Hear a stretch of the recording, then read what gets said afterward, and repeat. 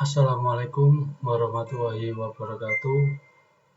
Perkenalkan, nama saya Muhammad Novandar Setiawan, NIM 0486000494. Di sini saya akan menjelaskan perkembangan Pancasila mulai dari masa sidang BPUPKI tanggal 1 Juni 1945 sampai dengan sekarang. Perkembangan Pancasila berawal dari sidang BPUPKI pada tanggal 1 Juni 1945.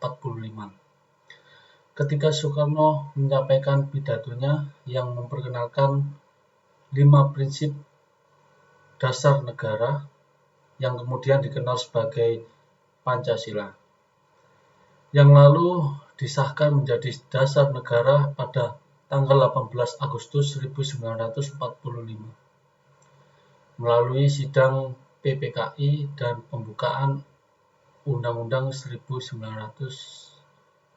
Undang-Undang Dasar 1945. Pancasila terus berkembang melalui penerapan dan penafsiran yang berbeda di berbagai era pemerintahan, yaitu era kemerdekaan mulai tahun 1945 sampai 1950. Orde Lama mulai dari 1950 sampai dengan 1965 dan Orde Baru 1966 sampai dengan 1998 dan Reformasi 1998 sampai dengan sekarang. Tahap-tahap perkembangan Pancasila mulai dari masa sidang BPUPKI tanggal 1 Juni 1945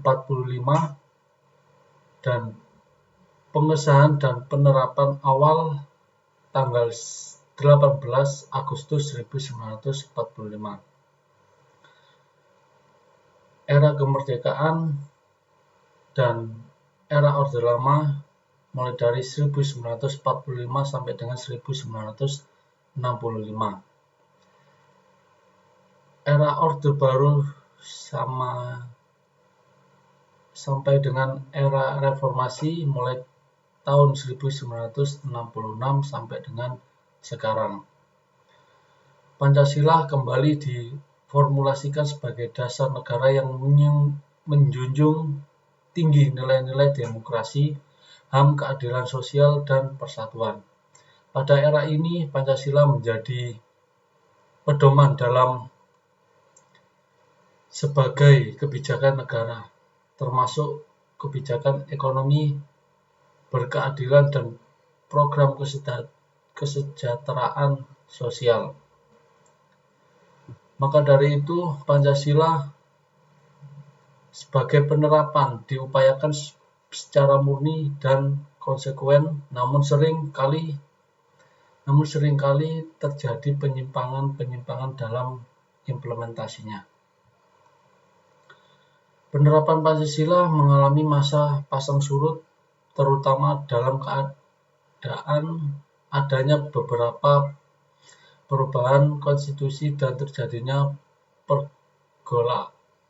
pergejolakan konflik politik.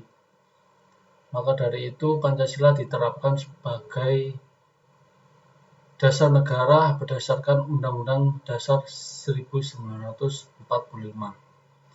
Maka dari itu,